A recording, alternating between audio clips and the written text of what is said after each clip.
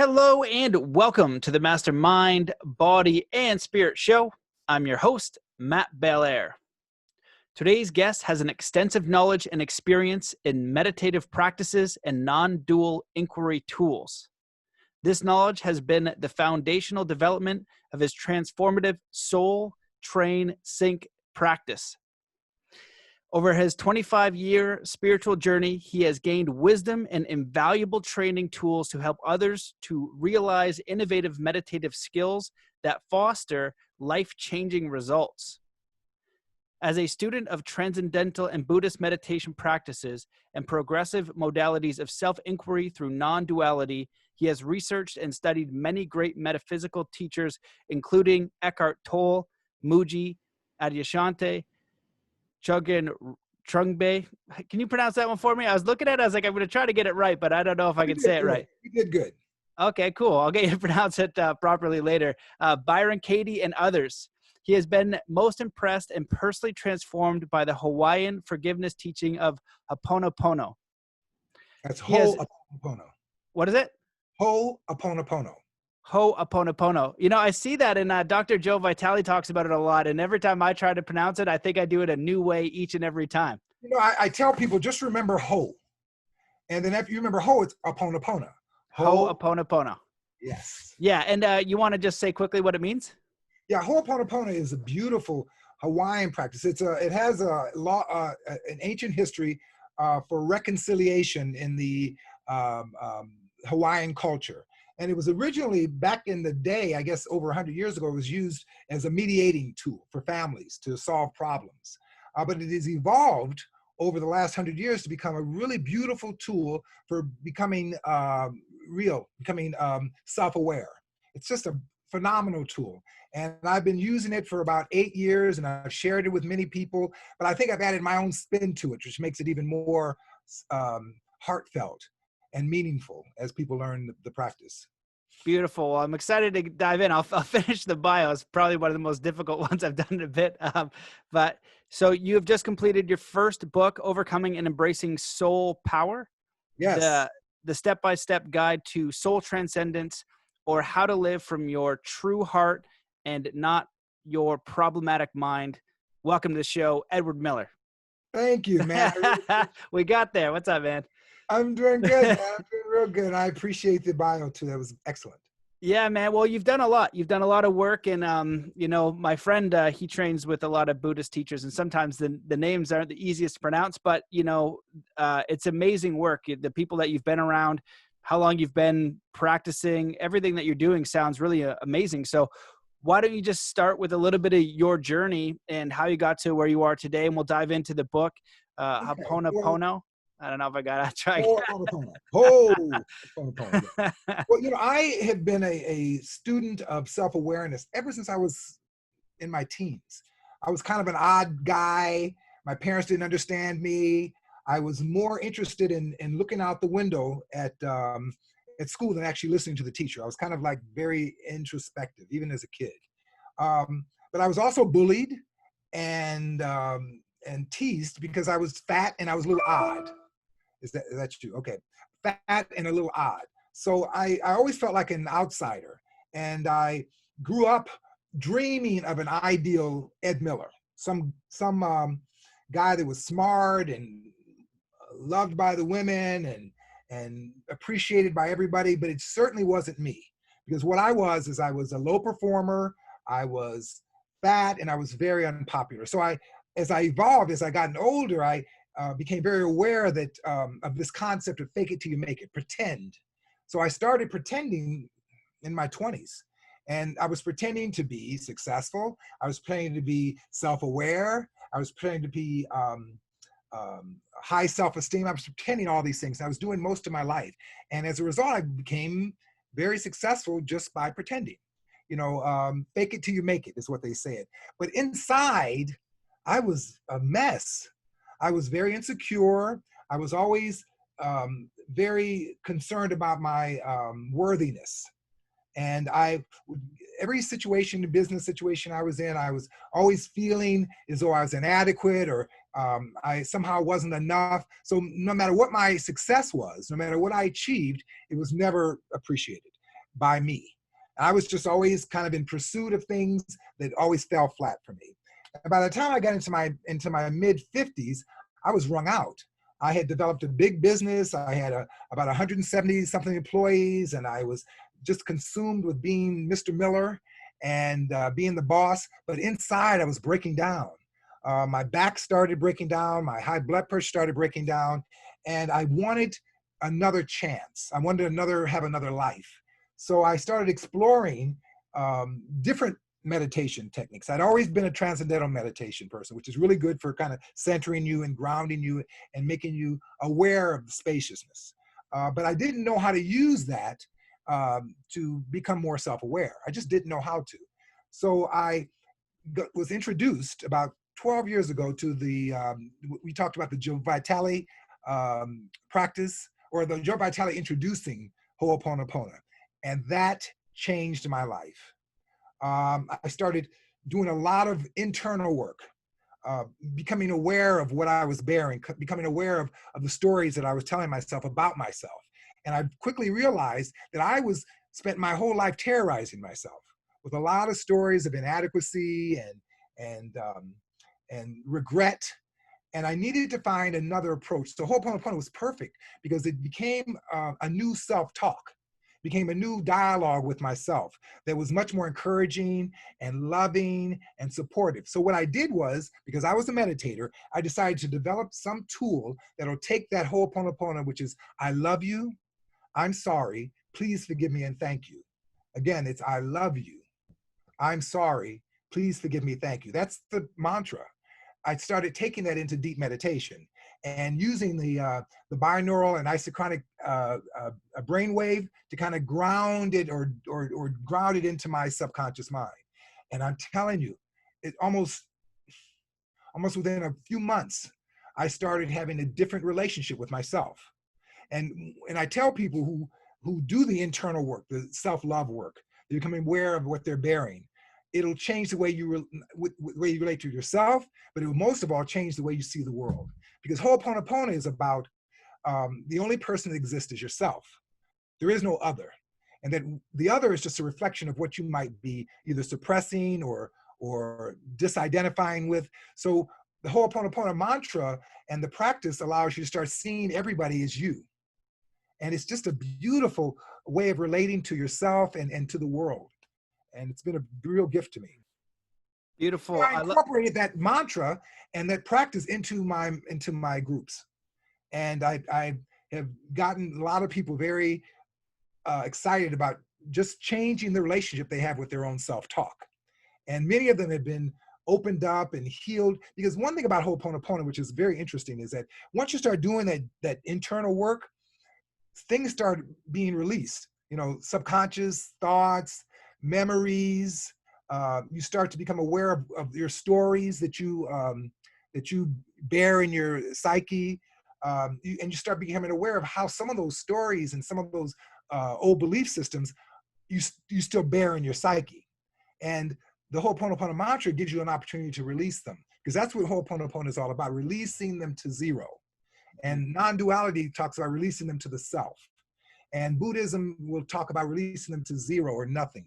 And all of those are basically the same thing, but your identity changes. You stop becoming a person and you start becoming conscious awareness. And that new identity is very empowering. You know, the persona can bear all kinds of things. It can bear stories and trauma, but as conscious awareness, I'm free and open and available.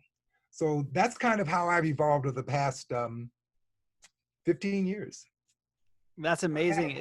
I've been blessed to share that with a lot of people. Yeah, that's really beautiful. You know, I'm familiar with Ho'oponopono. I'm curious, was it Dr. Joe Vitale that made you aware of it at first? And Yeah. okay, that's cool. And if so, which is a yes, because you already answered it. Do you recall that story that he shared, something about like a psychiatrist doing this for prison inmates? let me give your audience. Isn't that nuts? It's a crazy story, and I did research on it because I wanted to find out what the hell. Wow. But let me give you the short version of the story. There was a hospital in Hawaii that was set up for the criminally insane, and they invited Dr. Hulen, which was in that time in the United States, in Ohio, at a university as as a professor. And they invited him to be the director of this hospital in Hawaii. So he said, okay, I'll come to Hawaii and I'll direct the hospital, but I'll only do it if you guys agree to let me do it my way. So he went to this hospital and started changing the hospital, mainly by working with his own self. He would go into his office and close the door and have all the records and files of all the inmates, and he would spend his time cleaning. But he was only cleaning in himself. And within a short amount of time, the hospital supposedly transformed. And many of the patients that were having lots of problems, supposedly this hospital was one of the worst of the worst. The staff was quitting all the time. They couldn't, it was just so unmanageable. There was fights and violence. And within a very short amount of time, the whole energy of this hospital changed, where the staff was working together, the patients were all of a sudden finding themselves more manageable in this hospital. And within, I guess, a 2-year period, everything had changed so much that they decided that they didn't need the hospital any longer, because he had made such a significant impact on the energy and on the love and on the, on the conditions of the hospital. So when I heard that, and Joe Vitale just supports and promotes and supports and promotes that story, but then you have to hear Dr. Hulen's version of what happened, and it sounds so beautiful, and he's so pure in how he used the practice. So I read everything I could about Dr. Hulen, and then I started reading everything about the practice of Ho'oponopono. And it's something that you have to take very intimately into your own heart. It can't be something that becomes rote in your mind. I'm sorry, I love you, please give me thank you. It's an experience with yourself. And as you relate to yourself with this new mantra of, I love you, I'm sorry, please forgive me, thank you. As you start to relate to yourself in this new way, the world starts to transfix. Things start to open up.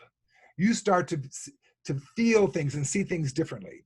The book that I wrote, and we can get into that at another time, but the book that I wrote is really about how Ho'oponopono and non-duality were tools that I used to just really take me to higher levels of self-awareness. And it's been a beautiful ride. That all sounds fantastic. I would love for you to get into the book. And, when you're talking about the Ho'oponopono, I did a phonetic, so I got it. I knew I was going to have to, I knew I was going to have to say it again. I've heard of really fascinating stories like that. And I love how you found the person who the story was about to go confirm it, because when people hear stuff like this, they're like, I don't know. That's not, especially one of my skeptical buddies, Ian, shout out if you're listening to this. But he'll listen and I'll tell him these stories. He goes, I don't know about that. Even if it's like something that I experienced, but it sounds a little bit wild.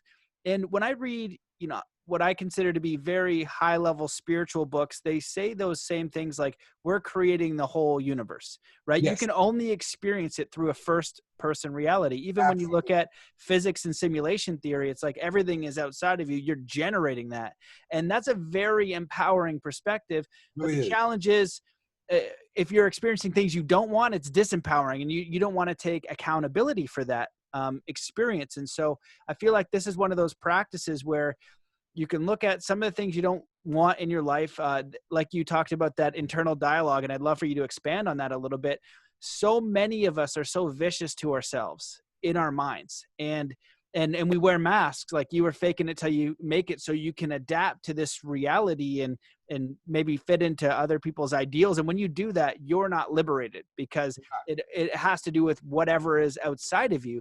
But if you can start living from the inside out, that's where liberation is, awakening is, enlightenment is, however you want to phrase or understand that. Living from inside out is the real true work that we all need to be doing, because the only thing that really matters is how we're perceiving things. If we're perceiving things in peace and love and opportunity and oneness, then that's how the world's going to be seen. We're going to see the world. We're going to see the opportunities. We're going to see love. We're going to see caring for each other. And everything else is just being perceived, but we're not buying into it. One of the things about non-duality, and it's a beautiful, and I love practicing non-duality, especially with the Ho'oponopono.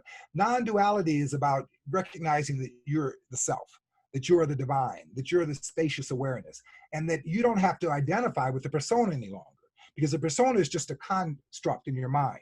It's just a belief system. Nothing that comes from mind is real or true. So you can always be refuting whatever stories of resistance that your mind comes up with. You don't have to bear anything. You could, right now we're in a highly intense time in the world, not just in this country. There's a lot of drama going on over the whole planet. And with the Ho'oponopono practice and non-duality practices, you're able to really see internally what you're resisting, what this really means to you. Not what is meaning to this person or this politician or that circumstances, but how you're evolving through this.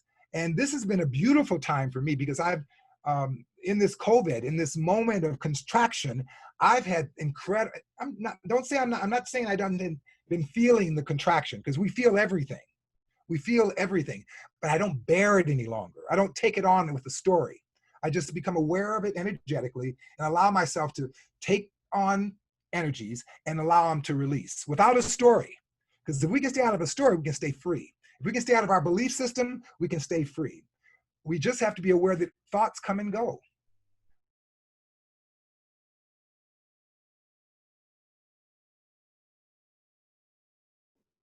Well, did I lose you? Uh-oh. Hold on, everybody. Oh, there we go. You're back. You stopped at your thoughts come and go.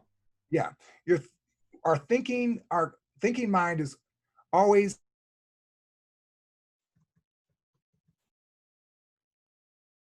shoot. And when we start to pay attention to thoughts and realize they're all just thoughts, and not even the good thoughts are worth clinging to, we're just free. We're just in flow. We're seeing things, we're becoming aware of things, and we're allowing life to unfold as it does without trying to tell ourselves a story about it. It's our stories where we suffer. Yeah, I agree. And it's attaching meaning to everything, right? Yes. Good or bad. And so everything that we experience is like, oh, this is good, this is bad. And I love that old story of the Zen farmer, where he has a neighbor, right? And his horses run away, and he says, oh, what bad luck. And he says, maybe. Then the horses come back with new horses, and he's like, oh, well, good luck. And he says, maybe. Then his son breaks in the horses and breaks his leg, and he comes back over and says, oh, what bad luck. And he says, maybe. And then the army comes to conscript him, and he says, oh, what fortunate luck. And he says, maybe. And so it's also the idea of, I think, non-resistance and non-judgment, which is incredibly hard, because that's what our mind naturally does. And I don't think judgment's bad. I think it's the attachment to the judgment, because we need to judge if this person might not be the greatest person to be a babysitter for my daughter. That's a judgment, but it's not staying in that. We kind of need that thing. And I feel like that's an important distinction. Do you agree with that? I do. I do. But I still think that we as a human beings spend a whole lot of time trying to understand and trying to reason, when what we really need to do is become aware. Our minds will get caught up in trying to understand things that are not to be understood. They're just to become aware of. So I spend a lot of time just getting clear on what I'm feeling about things.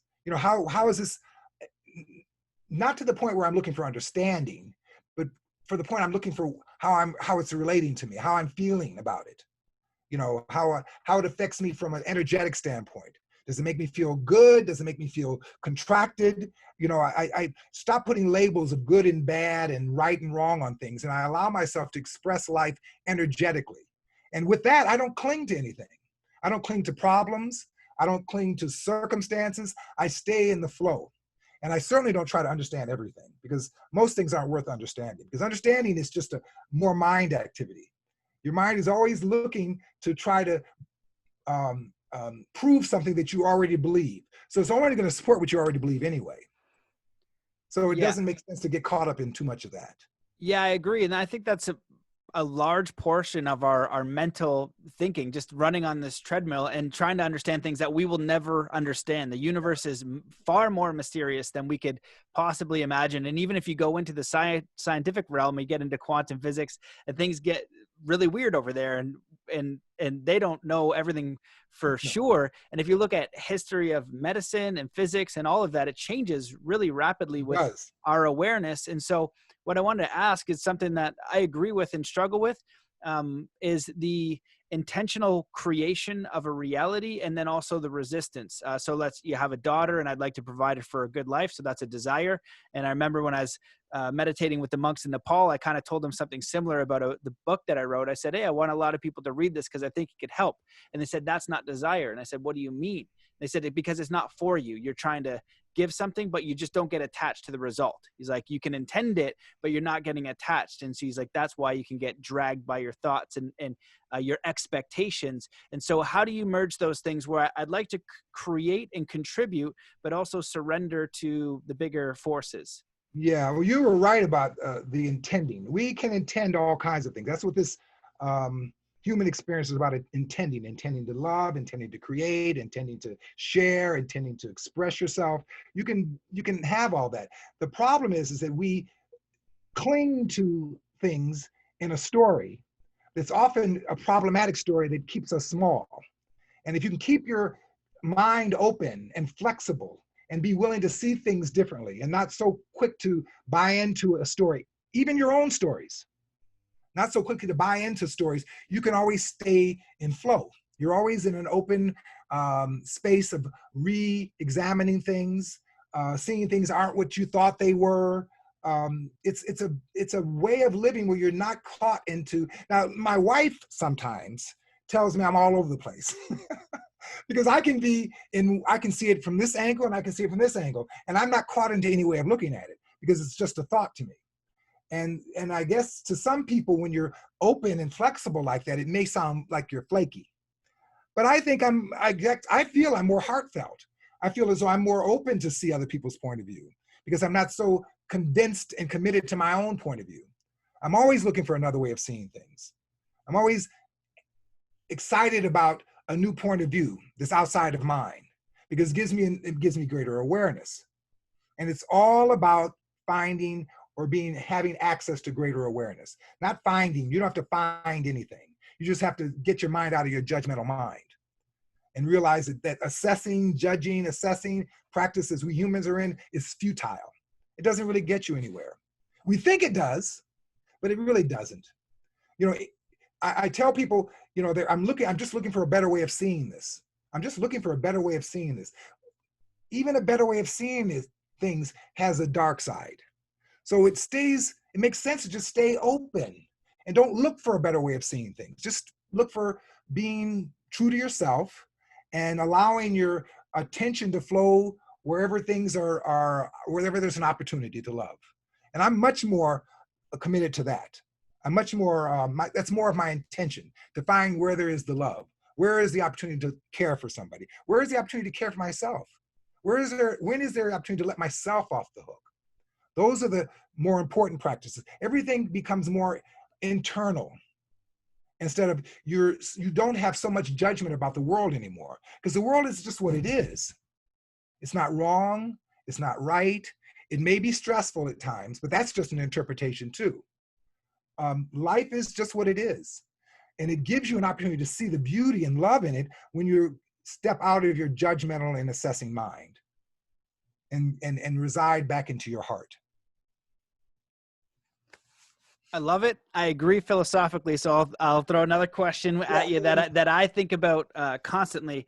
You know, one of my original inquiries was, why the heck do we have starvation on this planet? Didn't make any sense to me.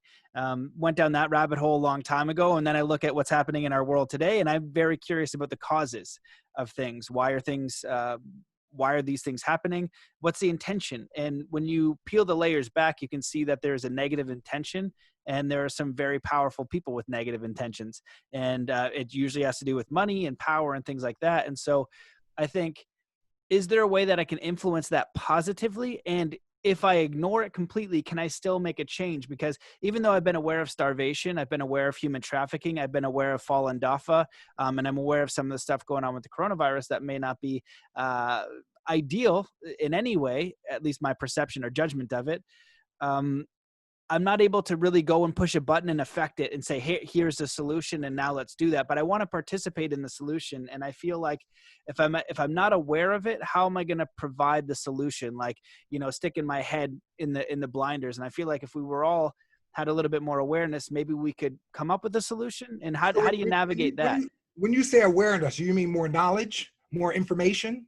I guess, like, if we knew that 9.1 million people are starving to death, and that's true, if it is indeed true, and we can verify that, how do we come up with a solution without being aware that it exists? Or how do we say, if, like, let's say something's coming down the pipe of, the forced vaccine agenda or whatever they have out there, because I look at all that stuff and maybe they don't do the practices or protocol necessary to make sure it's safe.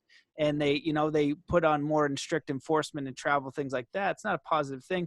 Is there a way that we could, I want to think about those old worlds you imagine, like Atlantis, or if the world made sense and everybody was cooperative. Is that possible? Or have I just been, just living in this pie in the sky, eudaimonia type of, I forget the word for it, but, too positive, Pollyanna for too long, and it's not even possible. I think that non-duality allows you to look at everything. It allows you to look at the terrorizing things that's going on this planet, in this human experience. It allows you to look at all the glorious things that are going on this planet. And I really do believe that unless you're passionately called to participate or to affect or to help change, I think it's enough just to be aware, and be aware that there are going to be those that want to go after the change and make it happen. And then there are those who want to have their hearts open and be aware of what's going on. Being open-hearted and aware of all of the things that's going on in consciousness doesn't mean you have to bear any of it. It means you have to just be aware of it. And I really am. I used to be a guy that was, thought that you had to understand everything and be aware of all the ins and outs and research it till it made sense to you. It's not my thing anymore. My thing now is to love and to look for opportunities. So, for example, if we're talking about something, let's talk about the corona. I understand that right now in consciousness, everybody is a little afraid. Everybody they're doing things they're not used to doing. They're being contracted. They're staying at home. They're afraid. They are, their lifestyle is being affected. I feel that. I can feel that people are in resistance to that.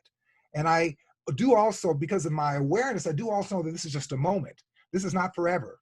And that if people allow themselves to be aware of this contraction and be aware of that there's a lot of fear going on in the world, that they don't have to bear it themselves. And that allows them to see the world differently. And I think it really allows you to be more compassionate to the world, because you don't feel as though anything you have to fix or repair or respond to. You just have your heart open for it. And you feel, when you see people who are struggling, your heart is open for them, and you can feel their trauma, or you can feel their pain, but you don't have to take it on. You can allow yourself to love them and give them peace, and you can also relate to where they're at. So if they're feeling overwhelmed, if they're feeling terrorized, you can be aware of that, because you also have had those feelings too, but you don't have to bear them. You don't have to bear anything. And I think being self-aware means always allowing yourself to see everything, but not take anything on. From the corona to what's going on in politics, to what's going on with starvation, we can be aware of all of that. And when we're passionately inspired to do something, do it. You're passionately inspired to feed somebody, do it. If you're passionately inspired to lead a cause, then do that. But if it's not yours, just keep your heart open for it. Just keep your heart open for what people are experiencing and what they're going through. And you don't have to bear it so personally. You just don't. And if you can love people from your own vulnerable heart, you're giving them some spacious awareness also. You're not so much bearing their wounds so that you have to, so that it becomes a trauma for both of you. One of the things as a life coach I'm very aware of is that, people come in and they're so consumed with their problems and their point of views that bear on their heart so much. And my technique has always been asking questions, about how they feel. And my job is to create the space for them to be open and to see it and possibly see it differently. And when you're able to create the space for an evolutionary point of view, people are open for seeing it differently, especially if you point them toward the opportunities to see it differently. Yeah, I definitely agree with that, the perspective, and I don't like it at the same time, just because I feel sometimes like, like I want to do something. And I remember talking about all these ideas with a friend of mine, and we would just discuss the world and learning about all this horrible stuff we didn't know about when we were young, because we didn't have the internet, we didn't research, we didn't know what was going on. I was like, do you know all this stuff? This is insane. Like, a lot of people are being very seriously harmed. And I remember one discussion, he just said, you don't have to put the whole world on your shoulders. And that's what you kind of do when you research this stuff, or I do it unconsciously or whatever the case is. But when I think about if this is a true statement or not, if you're hiking in the woods and your friend breaks his leg, you don't break your leg too to get them out. You stay strong. And so I feel like that's a good representative of kind of what you're saying, is like, you don't have to embody that. You need to stay strong. I'm a Black American. I was born and raised in South Side Chicago, and I'm very aware of what it means to be a Black man in America. And I'm very aware of Black Lives Matter, and I'm very aware of some of the trauma that's going on in the communities that are all over the country. I'm very aware of it, and it's so disappointing to see what these families are bearing with the abuse that are going on with these Black youths, or not just youths, Black people, period. And my point of view about that is that I just want to feel I want to feel the compassion that's being created right now around the planet about this. I am so fascinated with the idea that people all over the world are connected with the Black Lives Matter movement. I tell you, Matt, 2 years ago, nobody would have said a darn thing about Black Lives Matter. But now it has risen in human consciousness to the point where it's transforming people. They're feeling connected to people on the other side of the planet that are bearing oppression. And I think that's beautiful. I think it's an evolutionary awareness. Now I can sit and get mad about it and want to protest and talk about how unfair it is and how horrible it is. I can take that route, and there are those that do take that route. Or I can create the space for a loving way of looking at it, because I do think this is an evolution. I think Black Lives Matter is an evolution for the planet. And I think it's not just a personal evolution for this country, but it's a way of people recognizing that everybody's heart is important and needs to be expressed. And everybody, and a lot of people talk about, I don't want to simplify with every life matters, but we do need to be clear that the underclass, the poverty class, needs to be recognized and supported on this planet. There needs to be a new way of dealing with people who are struggling, instead of the old way, the old oppressive way, where we don't want to see them, we don't want to deal with them, out of sight, out of mind, and that's the way we're going to deal with it. Well, now we need to see it all. We need to see all the little dirty spots. We need to see all the trauma, because that allows us to be more self-aware. We don't have to bear it. We don't have to take it on as our personal cause, but allowing our minds to see it and be aware of it is so heart engaging. It really is. To listen to somebody who's struggling with their stuff because they're caught into a story and we can relate to that, that's beautiful. But we still don't have to take it on. We don't have to go around being angry about it and ready to react to it. We can just be aware and see it and offer a word of love and encouragement whenever there's an opportunity. But my cause is not Black Lives Matter, but I know there are that is their cause. And I applaud that, because it's always good to have the world working toward the evolution of our consciousness. But take on what's yours. Yeah, we can't do everything. And there's definitely a lot with the Black Lives Matter thing that I'm not going to go into in depth, just because we don't have enough time, and it's a redirect. But I work with Native Americans as well, and what happened in the school systems and the systematic oppression, and actually how they, I learned how basically now a lot of the tribal leaders in the States is basically now their government. What are the front runners? So they're the leader of the tribe. They get most of the money, and it's not fairly distributed. So there is serious oppression. And like I even said for the coronavirus, there's 9.1 million people starved to death. And we have 400 million people in human trafficking conditions, with 80,000 kids a year in the States going missing. So there are problems. Now, how we deal with those problems as a humanity is one thing, and how things get politicized and then what happens is another. And so that's where information is helpful, and perspective is helpful. But I think that what we're seeing now, so that's so challenging, is divide. You know, we have a stronger divide than ever before, but in everything. Like, I've never seen the world like this, whether it's coronavirus on masks or Black Lives Matter or right versus left. And is the middle ground is being much more harder to find. And so Isn't that beautiful? I don't know. Tell me why. I don't know. That's not my first thought. Before, we lived in a world where everything, all this stuff was at the bottom of the pot. And now things are popping up and boiling over, and we're getting a chance to see all this. That's a gift. That's not a problem. You know, what's going on now has been going on for centuries in the world. Oppression and abuse, it's been going on forever. And now, because we're in a consciousness that kind of stuff is popping up, and the world is seeing it because of the internet and the, you know, the communications that we're in right now. It's not, it's always there, but we get a chance to see it and relate to it from a standpoint of our humanness. But it doesn't mean that we have to fix it all.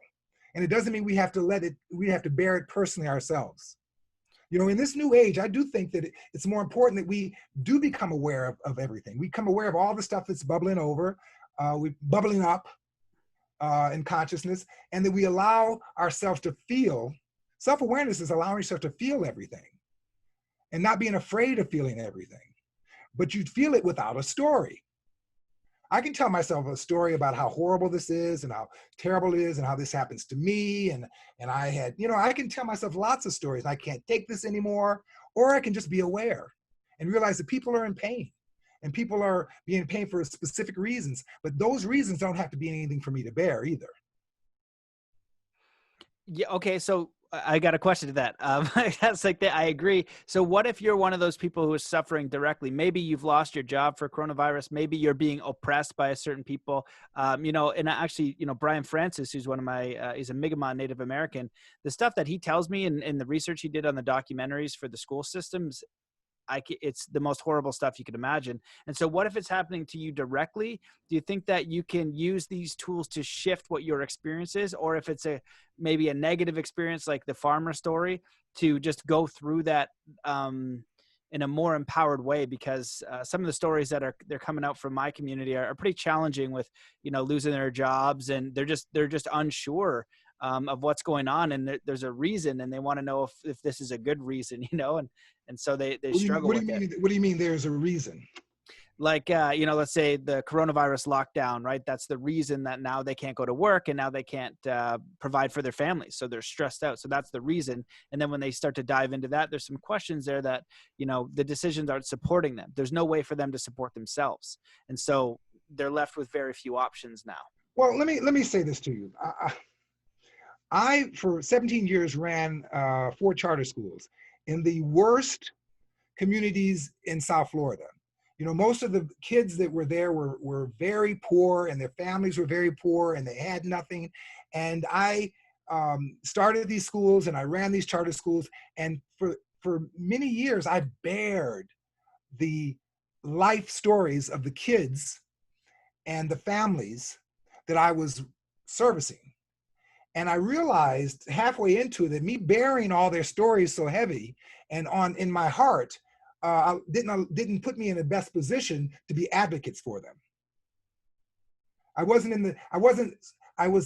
so angry and disappointed that I wasn't able to see things as an opportunity.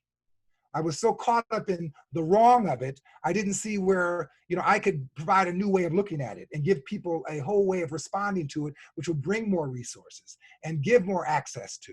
You know, we have to be very aware of what we're taking on people's crap that's not ours.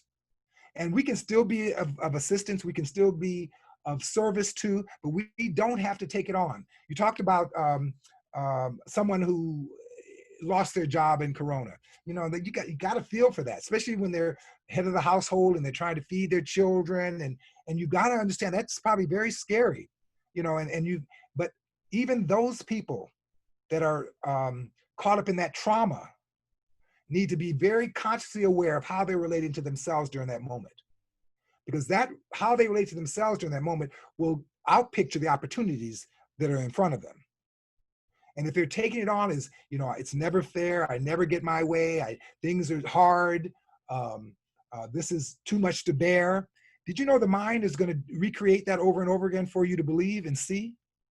But if you can put your attention on where is the opportunity, and maybe this is a time for me to redefine myself, and maybe I need to see things in a greater way, and if you just change the language that you have with yourself, the world will change also. I mean, I'm sure a lot of people have been through situations where they think things are very bleak and they're done, they're cooked. And a moment occurs which opens everything up. Well, that moment is still from their own minds.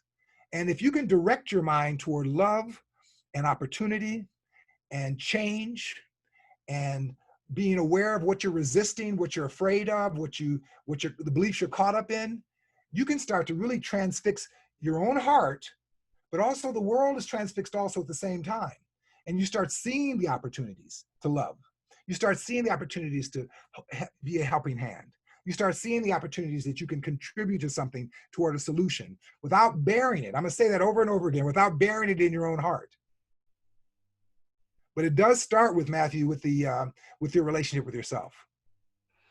Yeah, I definitely agree. I think right now it's like a master class in applying that, because it's just very, very challenging to do with what's going on in the world. And, you know, even when I would teach kids, you know, if I try to frame up Zen Athlete and what I'm trying to share with them in that book, it's one of the ideas is that it's not so much what happens to you in your life, it's how you respond to it.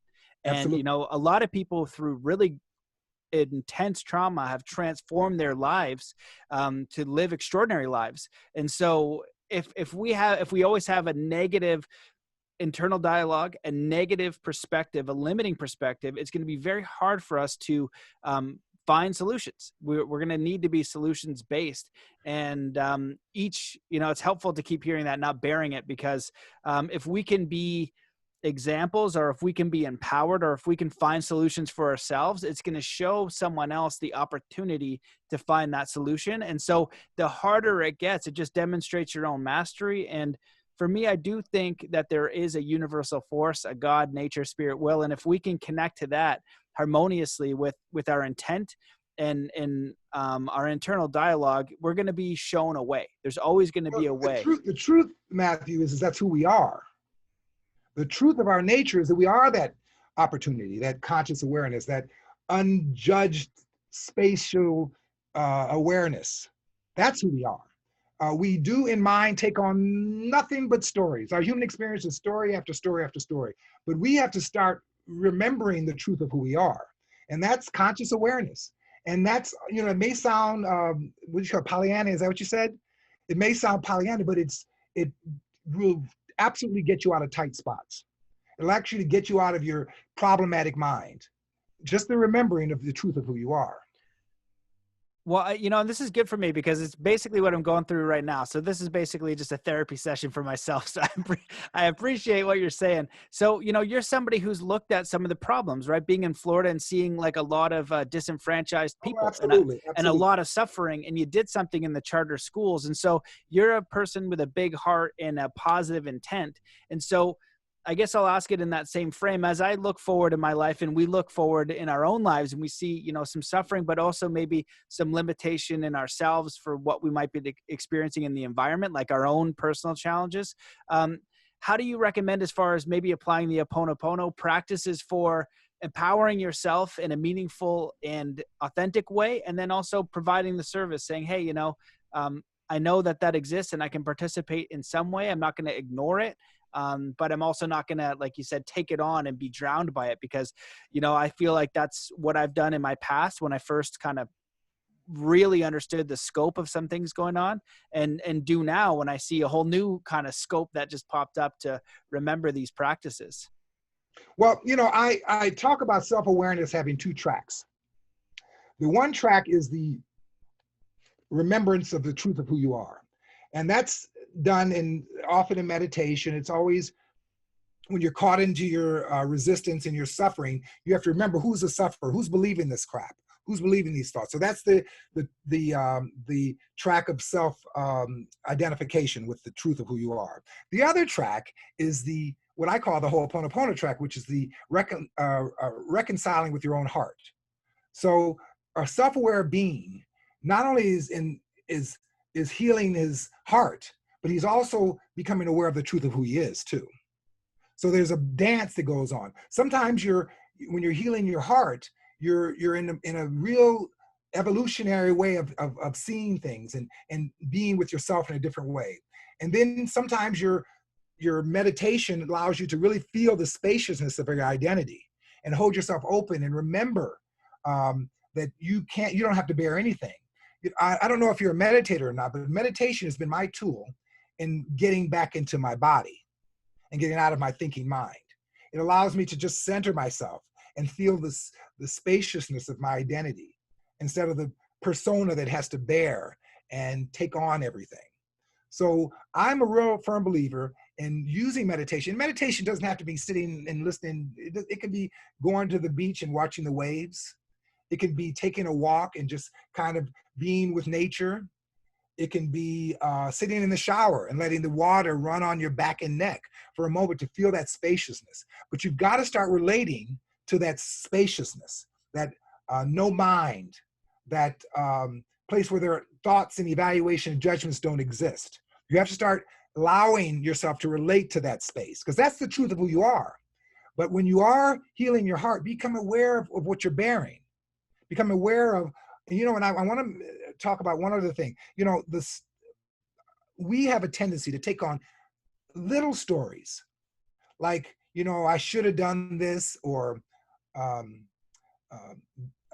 why did they do this to me? And just little stories that we take on, and they can take us into mind and just explode, and we'll get caught up in a whole bunch of stories.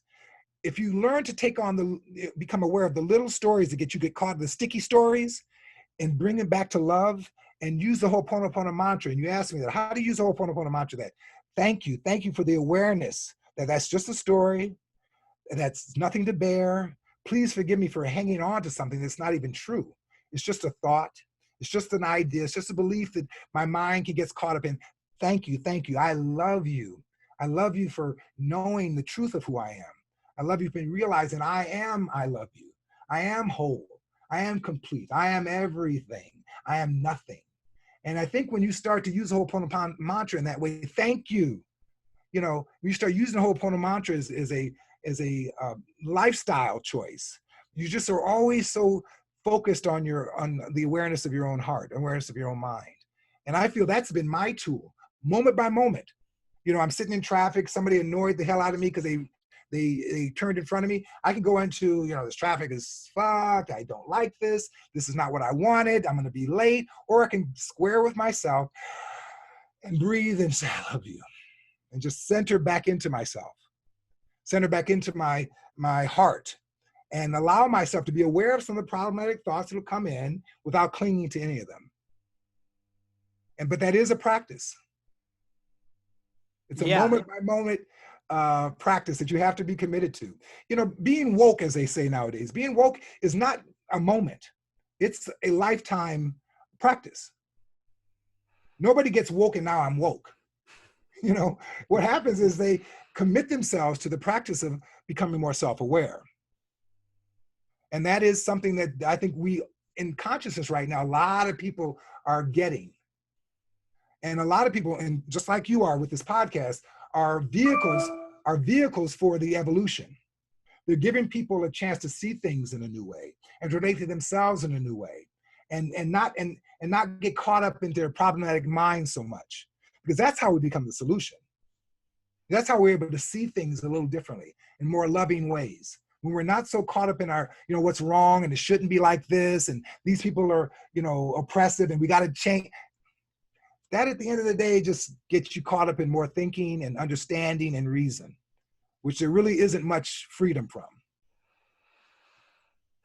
Yeah, absolutely. And I also think it's like, resisting, it's a lot of resistance, and what can we control? I think the serenity prayer is a really powerful one. It's like, show me the wisdom for the things I can change and the things I can't, or something like that. Yeah, And yeah. so, The less you try to change, the better.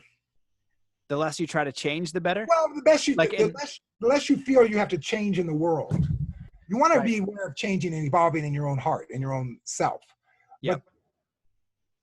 But there was a time when I was a fighter, and I went after the causes, and I was the first one in line, and I was taking on all the burden. And I tell you, Matthew, my body bore all that. My back bore all that. My blood pressure bore all that. My anxiety bore all that. My sleep would bear all of that. And now, I feel more available. And my clients and the people that I connect with feel my open spaciousness, and they feel energized by that also. And that's more encouraging to me than to have to be the guy that, we have to talk about their problem and how we're going to fix it and how they need to fix it. If you can create the space with people, that loving, spacious, energetic space with people, you're giving them an opportunity to see it differently without even telling them what the answer is.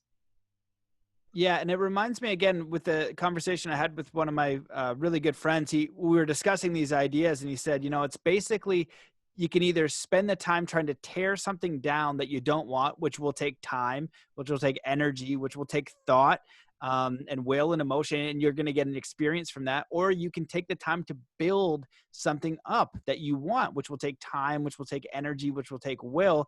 And if it's of your own conscious choosing, it's going to be a different path. Both are accessible, right? Yes. If the flood is coming, you can sit there and fret about it and yell at the rain and do all that kind of stuff. Or you could build the boat, be like, oh, I'm still aware of it, but I'm going to build the boat. And so I feel like if all of us really tuned into who we are, and what we're capable of, and we saw something, like you said, you can't do everything, but there might be something that you're called to do that feels right to you, and then you go ahead and you put some effort there, and you say, let's say it's the inner city schools or something. Maybe, I've done martial arts in the past. Maybe it's like a little martial arts center, right? And I do something else, and like, that's how I do it. But I love martial arts. It makes me happy. I don't have to go fight of all the reasons why this is happening. Although I might be aware of, hey, you got to stop that. You got to stop that. You got to stop that. If I can't do anything, what I could do is build a solution within that environment. And if more of us thought like that, it might create better outcomes. And also, Matthew, if you could, even in your quest for solving and resolving and inspiring people, it starts in your own heart first, in your own passion for yourself.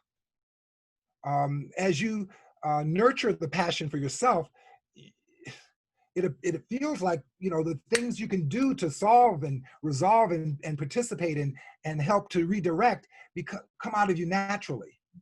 They come out of your heart naturally. They come out of your response naturally. There's no force. There's no fight.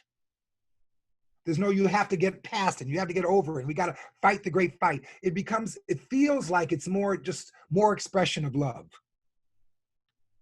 So I believe as though we need to always be conscious of where the love is. Always be conscious of that. It's the simple idea is, where is the love right now? How am I being loving? How am I being consciously aware of the importance of what's really real, and that we care for each other, and that we can be generous to each other, and we can be kind to each other. That's much more important. And what I love about this new time of Black Lives Matter and everyone being aware, I love seeing everybody out marching for love. I think that's beautiful.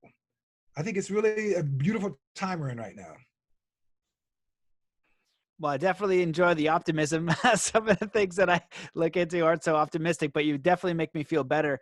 I agree with all your perspectives on things. And I guess the question I'd like to ask is, what do you share for people as far as maybe like a process to get clear on tools for navigating life? Because I feel like you've boiled it down to a pretty simple process where you're aware of challenges. You're not a head in the sand kind of guy, but you're also connected to your own being and also wanting to make a difference at the same time. So do you have a tools or protocol? I do. Absolutely. My favorite tool And I've been taught this forever, but it's a wonderful tool that people don't use, but they can have access to at every moment, is breath.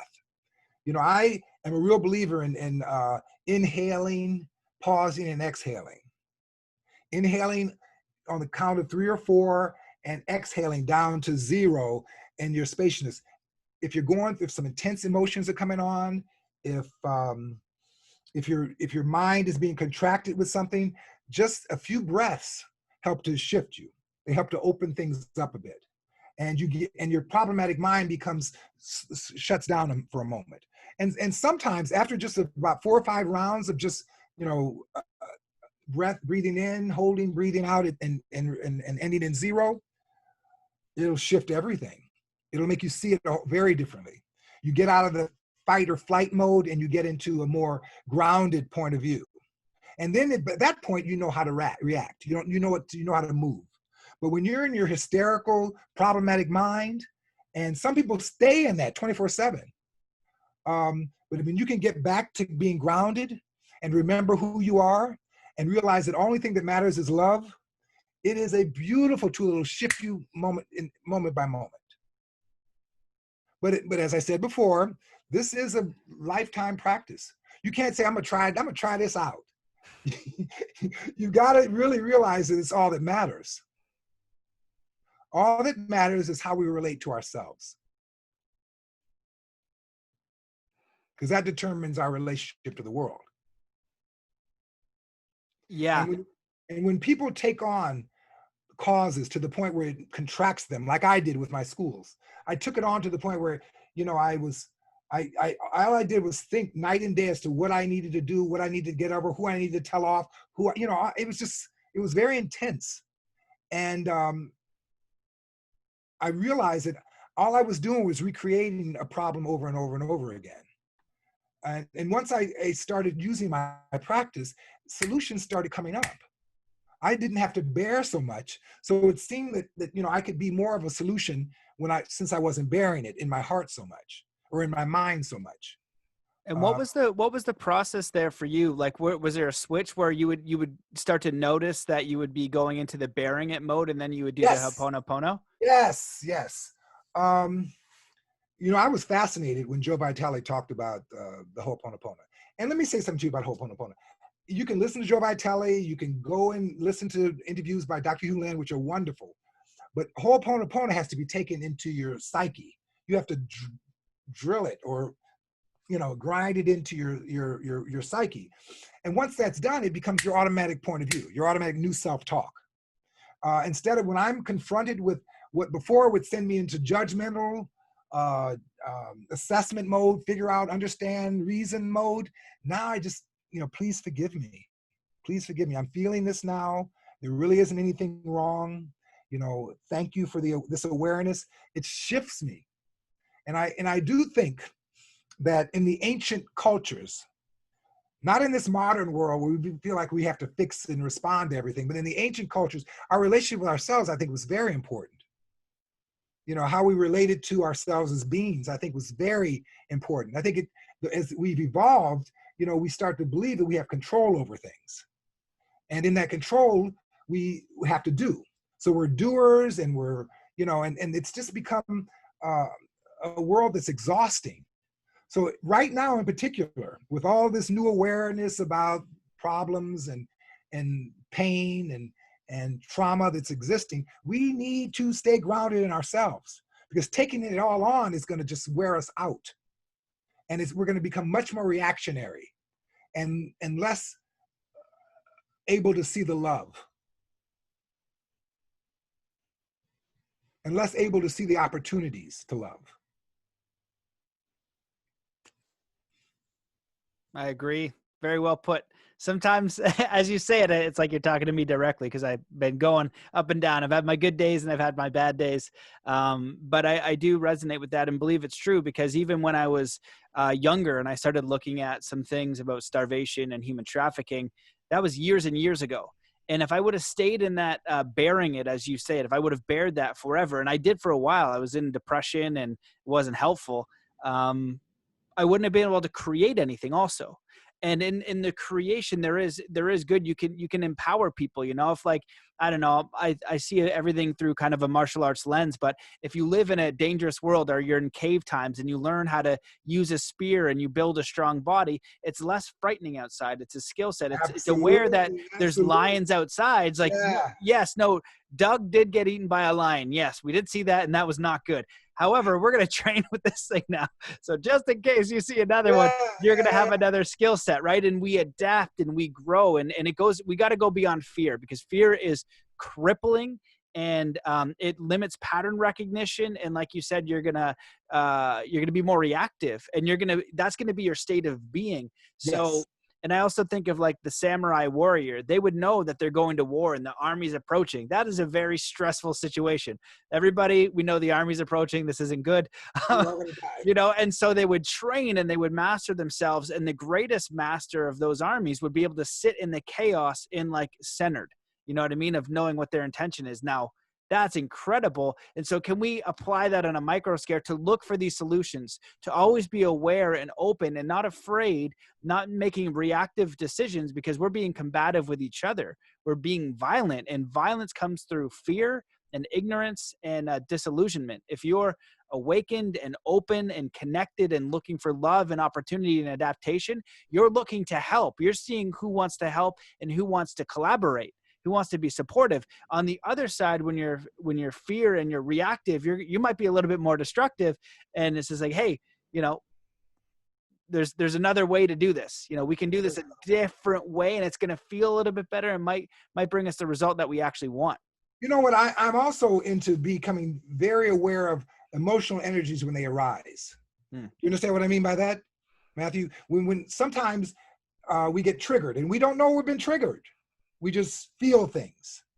And generally when we feel things, most people, when they start feeling things, they find a story to attach it to. They find what's wrong, or, you know, they fall. It's often what they're feeling has nothing to do with the story they figured out in their mind to get attached to. But if you can learn to have a relationship with your feelings from the standpoint of energy and let go of the story immediately, that energy is going to move. You don't have to bear it all day. It could be something that you feel like, oh, it feels intense, and just allow it to move that energy through you without taking it on. Do you understand what I mean by taking it on as a story? Yeah. As soon as we give it a story, it's something we got to bear. Yeah, as soon as we give it meaning, and that's how we file it in our minds. And, you know, if you look at somebody who has trauma, you know, I say this story to my clients a lot. Like, let's say you were a kid and your dog got run over by a yellow truck, you know, and then maybe 15, 20 years later, someone's going to pick you up on a date in a yellow truck, and you're like, you know, I didn't like that person. They may not remember why. That's how it works. That's how the mind works. Yeah. Your mind tries to find relationships to support beliefs. So you know, in non-duality, they tell you there's nothing worth believing. Non-duality doesn't believe anything. You're always in the space. You're always aware of beliefs, but you're not clinging to them. Yep. Non-duality is such a freeing practice. You know, Buddhism is non-duality. So it's a way of just staying in your heart, feeling energies as they come up, allowing yourself to express, being true to yourself, and not getting caught up in stories. Being compassionate to whatever energies you're experiencing at that time, and not making them problematic.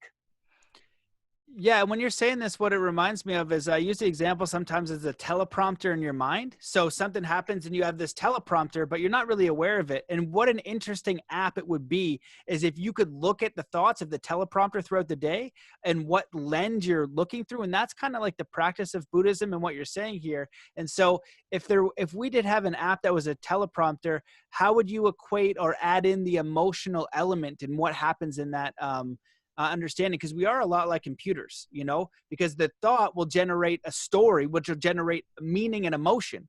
And so if we're going around in stress or fear, anxiety, limitation, beating the crap out of ourselves, replaying a story in our mind that's not ours to bear. Mike, you know, my partner's a kindergarten teacher, and she goes, some of the kids, they get bags of chips for lunch, and that's hard. But if she lives in that and is constantly thinking about that kid, you know, she can't function in her own way. She doesn't struggle with this kind of stuff like I do. But you know what I mean? So if the Yeah, but you know what? You have a very beautiful heart, Matthew, and it's okay for you to feel all these things. Just be aware of the stories you tell yourself about them. It's beautiful. I'm sure you're an empath. I'm sure you have a lot of sensitivity. And I think empaths in particularly need to be very conscious that they don't take on stories, that they allow themselves to feel everything, because that's what empaths do, but not make it something that they have to do anything about. Yeah. Yeah. And so I want to get your opinion on this, because it's helping me kind of deepen my level of understanding. If the teleprompter is giving me the words and then I'm creating an emotion, the body's emoting, and that's my state of being. Right. And so in that analogy, how would you equate the emotions in there, and how we might kind of navigate the triggers of what's happening unconsciously to be aware of them, to then input what we would prefer, like a more peaceful, calm, harmonious way of being? Well, I'm going to make it real simple for you. There's going to be a thought. Thoughts are always going around. They're always going to be thoughts. Some of them are going to be fun thoughts. Some of them are going to be stressful thoughts. Some of them are going to be silly thoughts. Some of them there's always going to be thoughts. That's what the mind does. Always comes up with thoughts. Not until we turn them into a belief is when we suffer. So if we can just allow thoughts to come and go, then the beliefs are what generate the emotional response. You know, once we believe something, we're going to call it true. And once we call things true, our mind wants to go out into the world and find proof of it. And if we can stay out of that drama, out of the drama of proving our beliefs, we can stay out of suffering altogether. And that doesn't take away our heart connection with other people and what they're experiencing, what they're going through. We just don't have to bear it any longer. There's a book I just finished that was really interesting. I Think, Therefore I Lie. I Think, Therefore I Lie. The writer, his name is Warren something. Great book. And he has an inquiry practice that he promotes, where, you how to deal with thoughts. Because that's where the problem starts, in thoughts. And self-aware people are always examining their thoughts. And they're choosing not to believe them. So Matthew, I think that as you evolve, you're going to have to not do anything. But as you evolve, just become aware of your relationship to your thoughts. And really realize, Matthew, there really isn't anything true. The mind wants to believe it's true. But if you accept it as true, then you have to work. You have to work with it. You have to bear it. You have to fix it. You have to respond to it. But if you can allow yourself to be aware that thoughts are going to come and go, and that there's nothing that you have to do anything about, most of them, you're free. You're truly free. And that's the goal, man. That's the real goal, is to just get out of your own way and stay in your heart and be vulnerable and be okay with feeling intense thoughts, feeling intense energies. As I said before, I'm feeling that you're an empath. So I know for sure empaths feel things in such an intense way. But empaths in particularly need to learn and master the letting go of thoughts and not clinging to them with stories. Yeah, absolutely. I think all that's, again, helpful for me personally. So this is fantastic. So what would you say? I'm reading a book right now. A friend recommended to me. It's called Busting Loose from the Money Game. And it's a very spiritual book around, finances. And it's interesting because, I'm reading also Bridging Science and Spirit by Dr. Nisha Manek, and she does. She was on the podcast, and she did research with Dr. William Tillerman, who I'd never heard of. It's referenced in this book I'd never heard of, and she's saying the same thing, is like, you're the original consciousness. You're creating everything, and so those stories will come up, and your reticular activating system will turn on, so you can find proof of whatever that belief is, whatever that story is. And so I agree with what you're saying. And one of the things that he shares in this book, he goes, when you get that limiting thing about money or abundance, right? He doesn't say the Ho'oponopono practice, but something similar. He goes, come back to the truth that you're a creator, that you're creating that thing. And so I like the idea that you're taking responsibility for whatever you're experiencing in your life. I feel like a distinction between a quote unquote awakened person is they have to take responsibility for every single thing in their lives, because if they don't, Absolutely. they're not going to be able to shift it, change it, transform it, modify it in any way. And so when we want to get closer to the truth, let's say we have these limiting beliefs, but do you move toward installing like the positive ones of like being an infinite creator and fully taken care of, or do you just let that go and you don't even try to install positive ones? I don't believe in finding a better belief.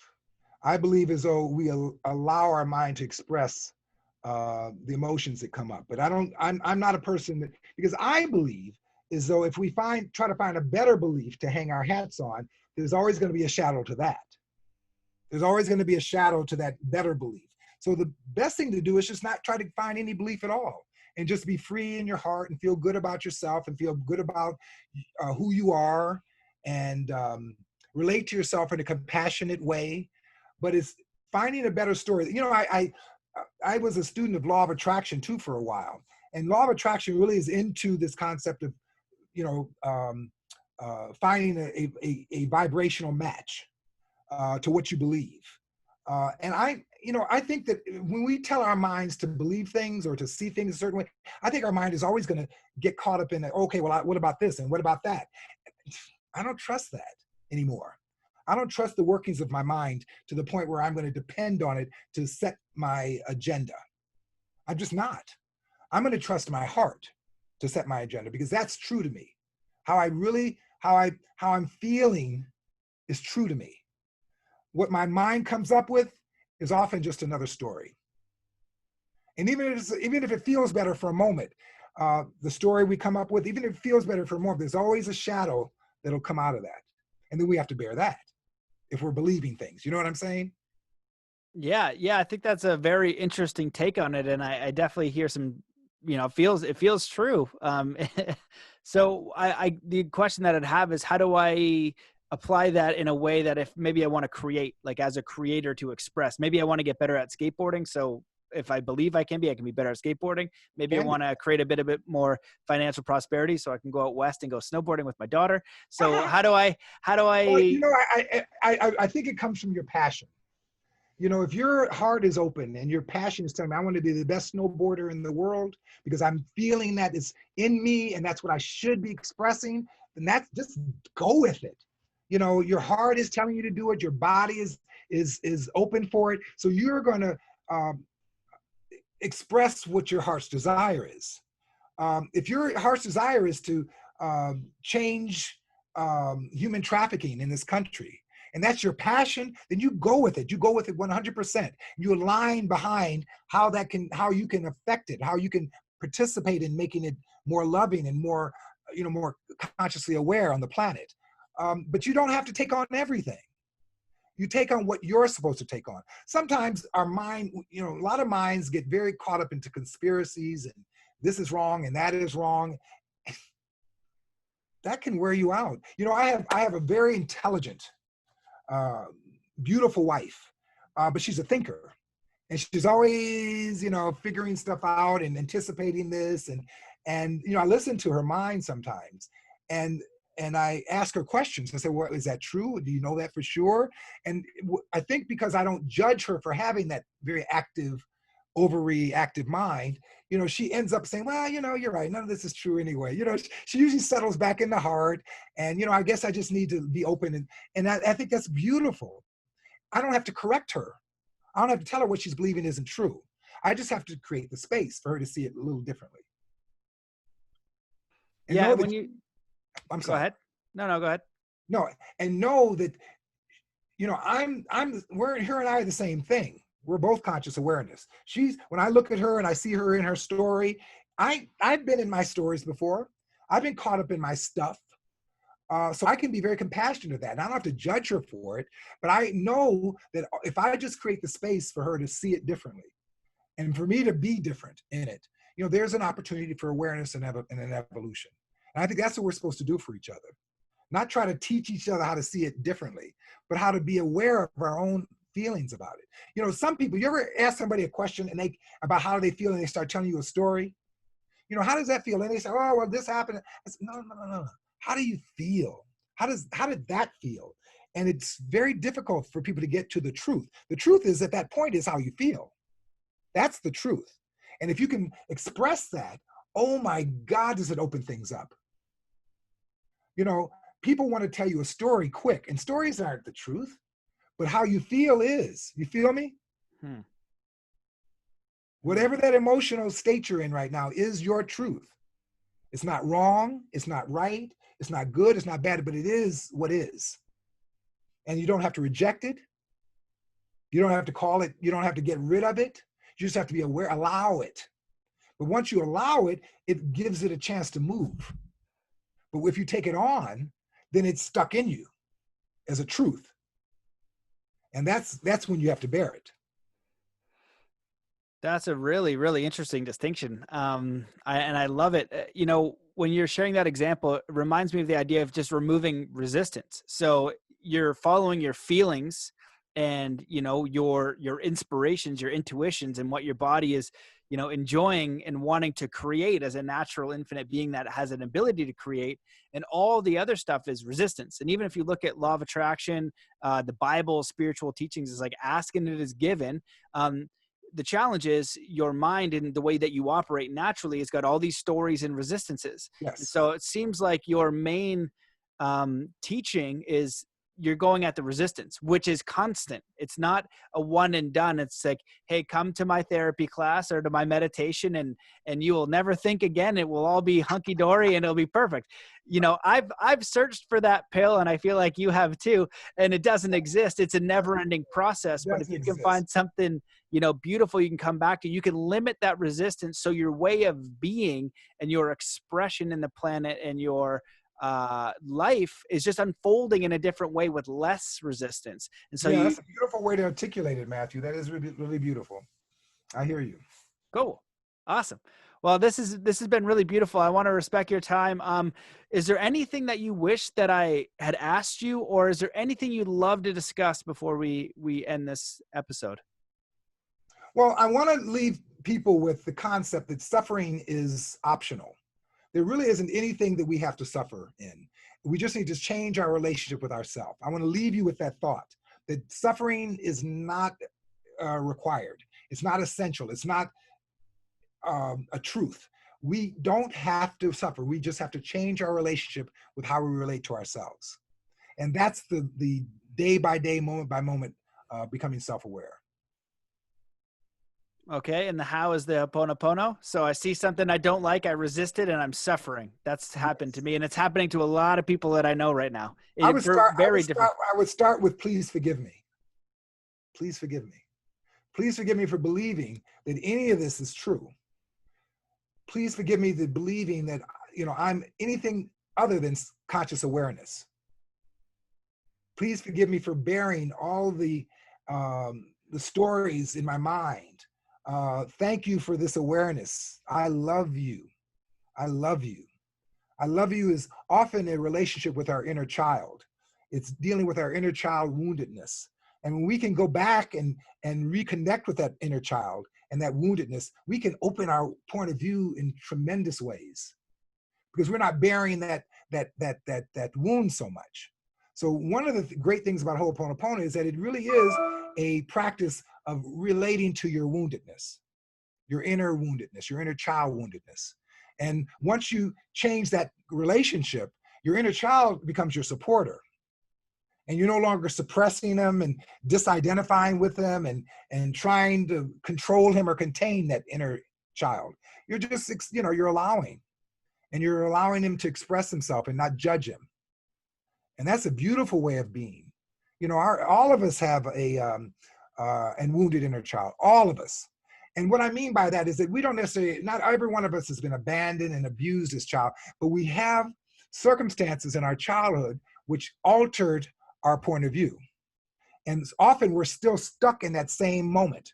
It could have happened at 12 when you didn't get the shoes you were expecting for Christmas, you know, and you went into trauma mode and you felt like, you know, you were betrayed. I mean, there's all, you know what I'm saying? The mind is capable of creating all kinds of wild stories, and we bear them our whole lives. But if you can go back in and re-nurture some of those relationships with your innocence, it makes your life so open. You know, and you know, maybe we can talk about this during another podcast, but I had some wounds as a child that I had to become aware of them and not get rid of them, because you never get rid of anything.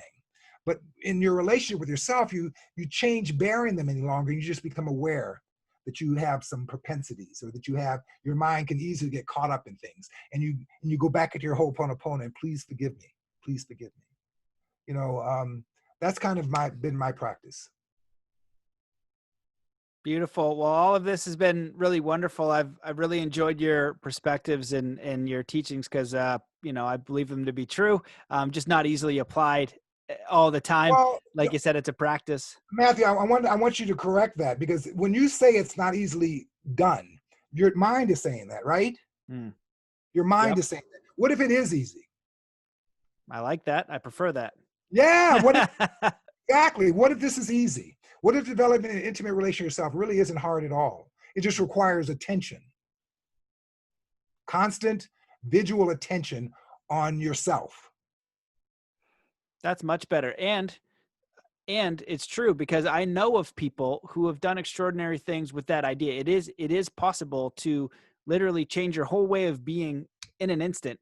I remember this person telling me, it was actually a Burning Man story, but he goes, he was a twin brother, really close. And he said, my brother's an extraordinary person. He goes, he was stressed out. He has a successful business. He's a young entrepreneur, and he was stressed out at the house. And he goes, you know what? I'm never going to be stressed out again. And he goes, this was like, he said, like 4 years ago. He's like, I've never seen him stressed out since. And that story has always stuck with me on what's possible. And so I appreciate that distinction, and not let me get away with saying that. That's why you're here. One thing I just want to say, I have a book coming out in January called Uncovering and Embracing Soul Power. And I'm very much looking forward to people and getting their feedback on it. And I think it's going to be very transformative. It incorporates my story with my non-dual point of view, and how I relate to the Ho'oponopono, which is the book.